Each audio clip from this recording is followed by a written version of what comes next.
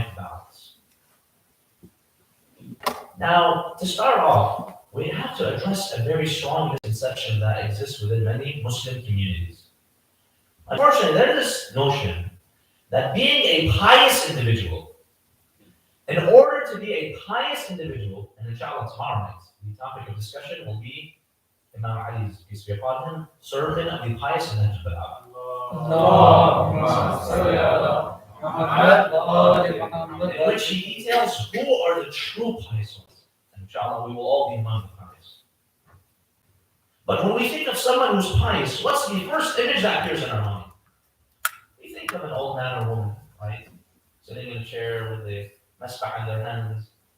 We think of them with the book, like Mafatih al-Jinan or the Quran, constantly reciting, sitting at home, attending maybe the daily prayers at the mosque, all 5 of them.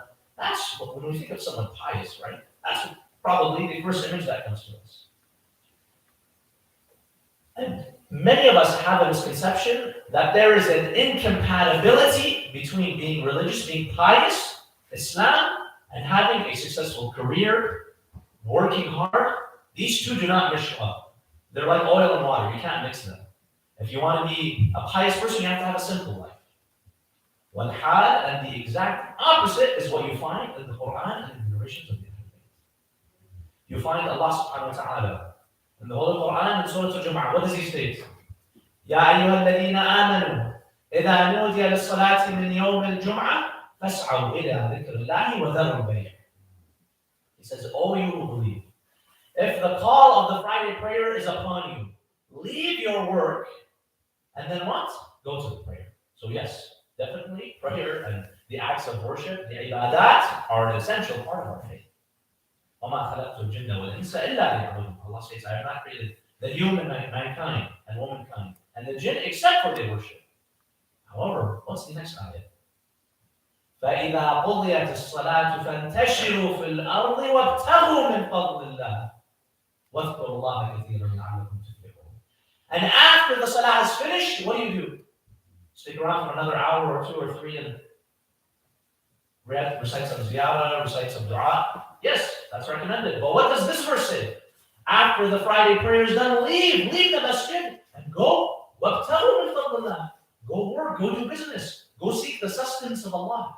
That's what this verse is saying. Yes, there's a time for prayer, there's a time for ibadah, but there's also a time for what? A time to pursue your living, a time to pursue rizq. Lest you become successful. That is what the verse says. In fact, we have a hadith in which Imam Ja'far al-Sadiq, peace be upon him,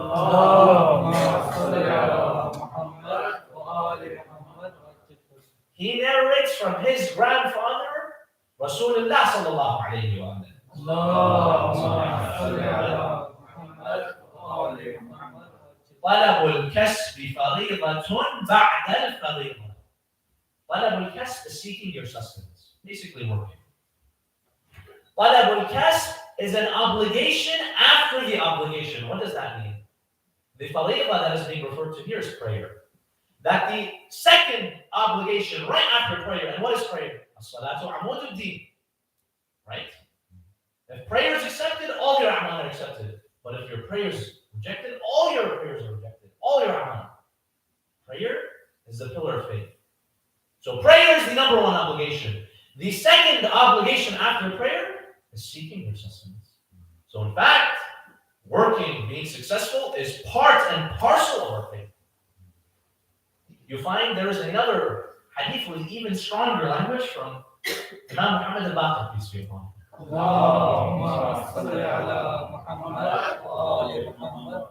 In which he says, الشاخص في طلب الرزق الحلال كالمجاهد في سبيل الله. The one who has an earnest pursuit in a halal sustenance is as if the one who does jihad. Now, jihad, the greater jihad, which is the, offering your soul and self for the sake of Allah. So the one who works and pursues a halal, an appropriate living, sustenance, is as if he's doing jihad. That is how high Allah subhanahu wa ta'ala sees us when we work hard. Now see, Imam Baqir here in this hadith, he places a qualifier. He says your rizq has to be halal. I remember once my respected uncle, Said Mustafa, was visiting a community. And one of the individuals who was driving him around and taking him to different areas, he told him, I'm a mechanic. And part of what I do, to earn a decent living, he says sometimes I have to not go by the books. So he was explaining to my uncle the various ways that he does fraud and scams his customers. He says they come in, they just need an oil change. Your windshield, the fluid that has to be changed. Your cabin air filter, that has to be changed. It's perfectly white, it's perfectly clean. That has to be changed. Your engine has this, 1, 2, 3. It's like the guy's supposed to leave with a $40 bill, he leaves with a $200 bill. So look at the question he asked. He's like, so, is this fine what I'm doing? Am I allowed to do this? He's like, this is how I can afford my living. My uncle said, yeah, if you're content with whatever you eat and consume from that living to be fire and not Jahannam in your stomach, then it's fine. Go ahead and do that. Because what we eat, if it's not from a halal, a pure source, it has an effect on the spirit of business. It has an effect on our souls, on our spirits. So the Imam here places a qualifier. Yes, work and work hard, but do it through a halal and permissible living. Don't scam others.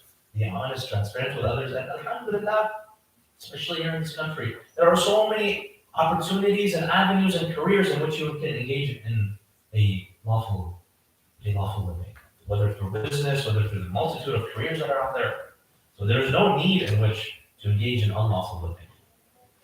There is a beautiful hadith in which Amir al-Mu'mineen reports that he heard Rasulullah say after returning from the Mi'raj, after the Isra and the Mi'raj, where the prophets ascended towards the heavens, and he saw heaven, and he saw hell, and there are vivid descriptions, inshallah, one day we can get into that, of what exactly he saw. So he saw some very beautiful descriptions of heaven, of rivers of honey that are flowing there, of what are awaiting us believers. But on the flip side, he saw some very scary depictions of hell. It said that the prophet, he would always smile all his life, but he would never laugh in a loud manner after he returned from the Mi'raj. When he was asked, "Oh Rasulullah, what happened after that day? What changed? You became more, like to yourself." He said, "If you had seen what I saw in hell, you would have blamed me." These are the scenes that he saw. So anyways, when he was in his Mi'raj, and the angel Jibreel was ascending him towards the heavens until he reached, as the Quran says, an arrow's width away from Allah Azza wa Jalla. Imam Ali reports that here from the Prophet asked him a question, and you can imagine. The Prophet, once in his life, he did the Mi'raj. He ascended towards the heaven and he spoke with Allah. You might imagine if he asked a question, it must be a very important question. What kind of question will he ask Allah Azza wa Jalla? And he's not asking the angel, he's asking Allah directly. He asked Allah, "My Lord, Ya Rabbi, which deeds are the most beloved?" He's asking Allah directly. Allah Azza wa Jalla responds, "O Ahmed, worship has 10 parts. Ibadah, worship has 10 parts." Now listen to this next part. "And 9 of those parts are in earning a lawful living." You find from this hadith, not only is earning, having a career, working hard, part of worship, it's the majority of worship. Why? Because as we said earlier, if your living is unlawful, the food you consume is unlawful. The clothes that you buy for you and your kids becomes unlawful. It contaminates every aspect of your life. Therefore, 9 and 10 parts of ibadah, of worship, is in earning a lawful living. Therefore, Allah continues, if your food and drink come from a pure lawful source, then you will be in my protection and in my sight. Brothers and sisters, don't you want to be under the protection of Allah? Allah guarantees all you have to do, earn a lawful living, and Allah will put you under His protection. صلوا على محمد وآل محمد.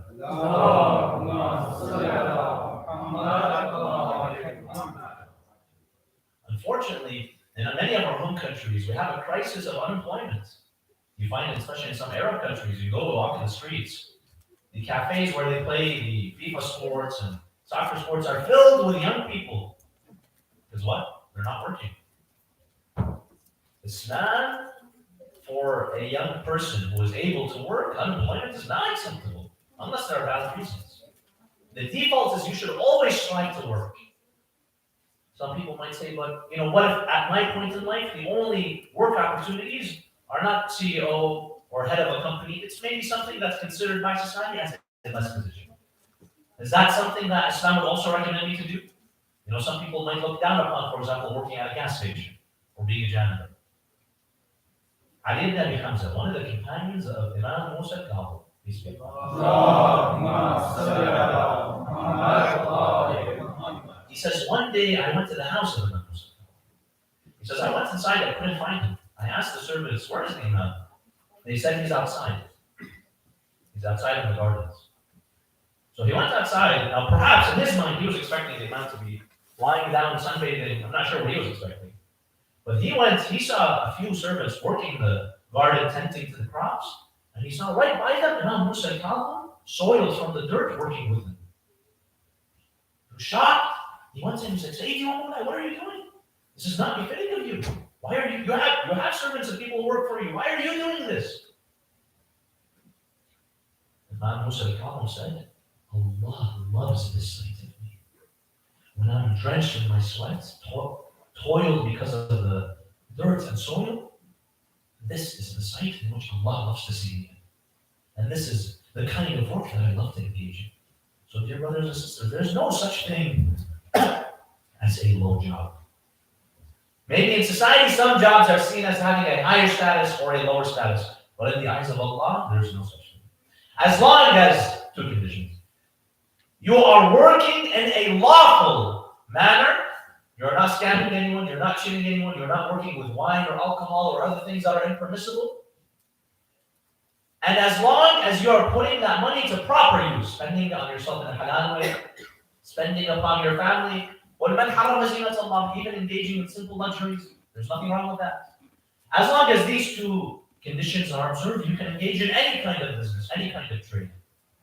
Nothing is seen as too lowly. In fact, Allah loves it when you engage in work, especially manual work. Sometimes in our society, white-collar work is seen as having the greatest prestige. But no, you find even the imams, the greatest of all creation, they would engage in basically what would be now called farm work. There's absolutely nothing wrong with that.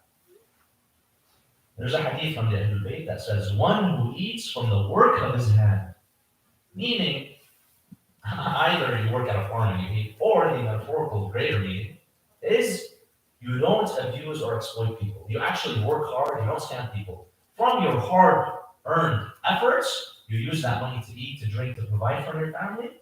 Such a person will pass through the sirat on the day of judgment like a flash of light. On that day where some people will have to wait thousands of years in line because of the a'mal and the muhasabah that is awaiting them, such a person passes like a flash of light. There's a beautiful hadith in which the disciples of Jesus, peace be upon him, Isa ibn Maryam, they would wander with him from city to city preaching to people.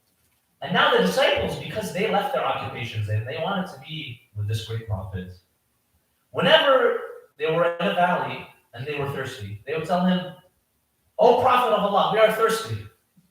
So the hadith says Jesus would tap at the earth like this, and a spring would come forth, and they would drink from that. Whenever they were passing by a valley and they were hungry, they would tell him, "O Prophet of Allah, we are hungry." He would tap at the ground, and the hadith says loaves of bread would emerge, and they would eat. So one day, they felt very prideful that they're this close with the prophets, and they are seeing miracles on a daily basis. They told him, "O Prophet of Allah," the disciples, they're telling Jesus, "who is greater than us? When we want to drink, we drink from your miracle.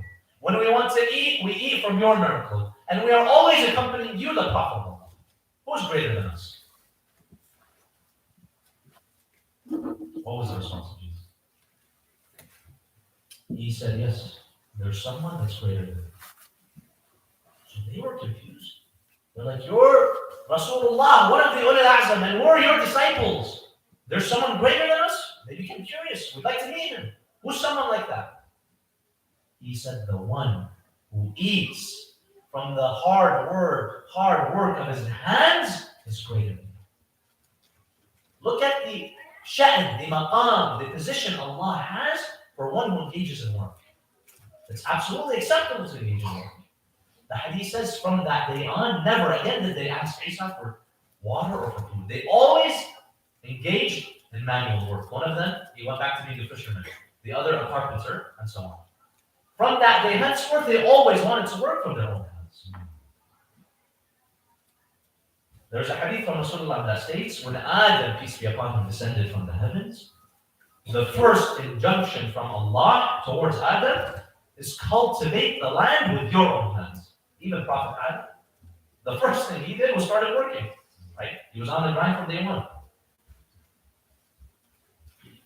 We have a beautiful hadith from Amir al-Mu'mineen that states, one who sets forth early in the way of Allah is not better than the one who sets forth early to provide for his family. This is echoing the sentiments of the hadith we recited from Imam al-Baqir sallallahu. Going out early in the morning to pursue your rizq, your sustenance, is equivalent to someone who goes out for the sake of jihad. This is the sha'n that Allah has.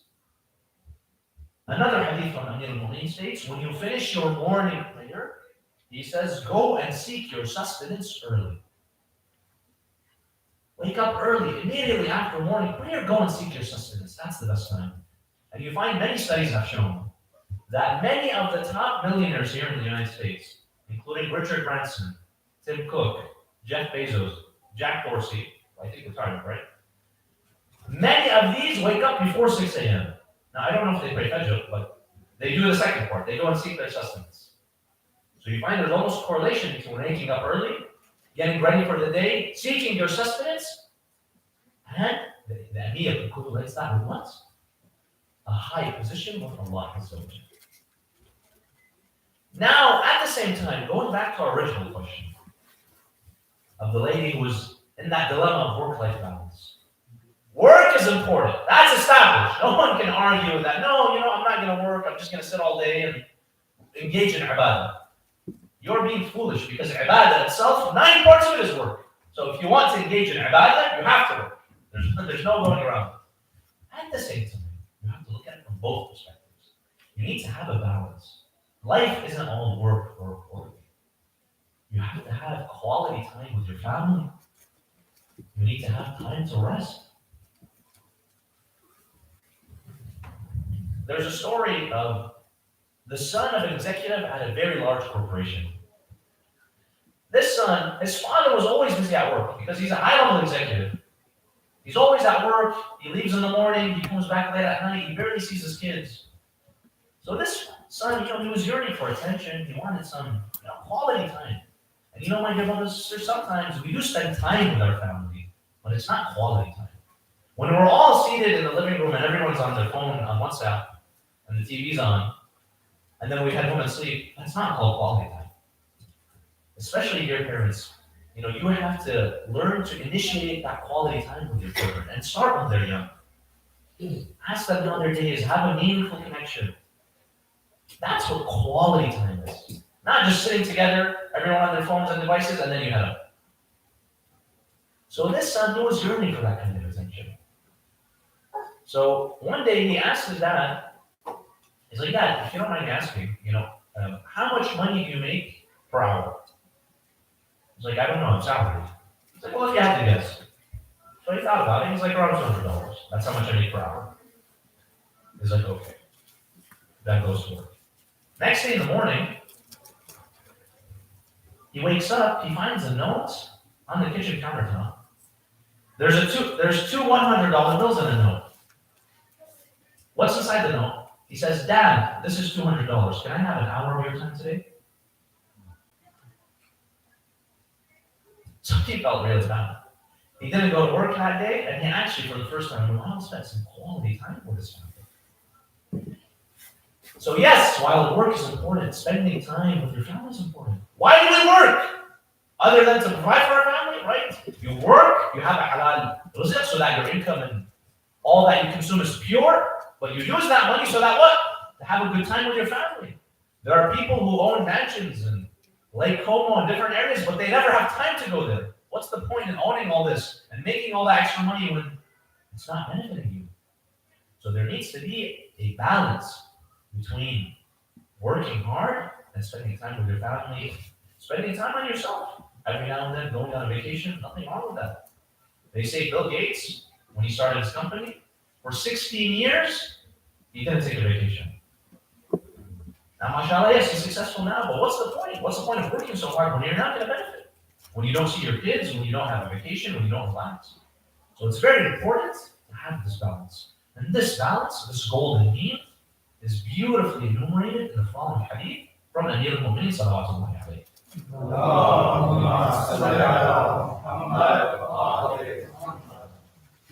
He states, اعمل لدنياك كأنك تعيش أبدا. Work for this life as if you will live forever. Yes, build, start a company, build a successful career, build a nice house, nothing wrong with that. But, what's part 2? وَاعْمَلْ لِآخِرَتَكَ كَأَنَّكَ تَمُوتَ غَدًا. Work for your hereafter as if you will die tomorrow. That's the balance you need to have. Is there a guarantee tomorrow will come? There isn't. If there isn't a guarantee, and there is a chance I might die tomorrow, are my skills prepared on the day of judgment? Am I ready to face Allah with my amal? The same way I have a savings account and I have a safety net. Do I have my faith safety net? Am I confident and secure that Allah subhanahu wa ta'ala is going to have favorable scales in my hand? That's the balance we should try to have. Work for your life as if you will live here forever, but at the same time, remember Allah subhanahu wa ta'ala can take this aman, the soul, this body that He's given us at any moment. So work as if you could die tomorrow. That is the perfect means in order to have a successful life, my dear brothers and sisters. Now, dear brothers and sisters, tonight is the 20th of Shahr Ramadan. I would like to take you to Kufa. Last night we discussed how Amir al-Mu'mineen salawatullahi wa salamu alayhi was struck into Masjid of Kufa as he was performing the Nafila prayers before the Subh, before the Fajr prayers. This accursed man, Shimr ibn al-Jawshan, he struck at the Imam, and when the Imam fell, he yelled out, "Fustu wa Rabbil Ka'bah." Then he looked at this man, he told them, apprehend him, and he yelled out, "Qatalani ibn al-Yahudiyya." The son of the Jewish woman has killed me. Now the Imam, he fell down, he was bleeding. He tried to get up to lead the Fajr prayers, but his son, Imam Hassan, he rushed in, he told him, "Oh my master, oh my father, no, don't. Sit down and pray." And that day, Imam al-Hassan led the prayers in the mosque. After the prayers, he told his sons, Imam al-Hassan and Imam Hussein, "Take me back to my house." As they were walking him, he was unable to walk. They were at his shoulders. As he was nearing the house, he told them, leave me alone." They said, "Why? You need support in order to walk." He says, "Because I can see Lady Zainab standing, and I don't want her to see me in this condition." He enters the house. He's lying down. The Imam is in his final moments. When a crowd begins to emerge outside the house of the Imam. Al-Asbagh ibn Nabata states and he narrates that I was outside the house of the Imam and hundreds of other people from the city of Kufa were outside. They were wailing, they wanted to see the Imam. He says, we saw Imam al-Hasan al-Askari approach us. He says, "Thank you all for coming here. My father sends his salams to all of you, but please leave. My father needs some rest." And Asbagh states, I began to cry. I told him, "Sayyidi wa Mawlai, I can't leave. My legs will not carry me home. I have to see my master." After that, he says, Imam al-Hasan led me the way in. He says, "I came in and I saw my Imam in what state? Oh believers, what state was your Imam in?" He says, "I saw the Imam lying down on his bed, wearing a yellow turban." He says, "I look at the yellow turban, and I see his face was so pale and yellow, I could not tell which was more yellow, his face or his turban, from how much blood he has lost. He says, at that moment, a doctor from Kufa had emerged. He came inside the room and he began to examine the Imam. He looks at the Imam, he examines his head, he tells the Imam, now is the time to offer your will. He says, the poison has reached all areas of your brain. He tells the inhabitants of the house, bring some milk for the Imam. The milk will soothe some of the pain. After hearing that, all of a sudden, many orphans from the city of Kufa were at the doorstep of the Imam with bowls of milk in their hand. Why are there orphans at the door of Amir al-Mu'mineen? Because Imam Ali was the father of the orphans. Those who their fathers had died in battle, Imam Ali was their father. And so those orphans, they lost two fathers, their father in battle and their father Amir al-Mu'mineen on a night like this. But I asked, oh Amir al-Mu'mineen, if only you were there on the day of Karbala, seeing the orphans of Imam al-Hussein running from tent to tent, the sand blazing with heat from the fires, and thorns working at their feet, what kind of condition would you be in? Inna lillahi wa inna ilayhi raji'un. فسيعلم الذين ظلموا آل محمد أي منقلب ينقلبون والعاقبة للمتقين. Dear brothers and sisters, let us raise our hands in dua and recite the blessed verse 5 times. بسم الله الرحمن الرحيم. أمن يجيب المضطر إذا دعاه ويكشف السوء. أمن يجيب المضطر إذا دعاه ويكشف السوء. أمن يجيب المضطر إذا دعاه ويكشف السوء. أمن يجيب المضطر إذا دعاه أمن يجيب المضطر إذا دعاه ويكشف السوء. اللهم اكشف عنا العذاب إنا مؤمنون. اللهم شافي كل مريض. اللهم اقض حوائجنا. To the souls of our departed ones, especially those who have attended this majalis, who have contributed to these majalis, let us all recite Surah Al-Mubarak Al-Fatiha. Before that, Allah salawat ala Muhammad wa ali Muhammad.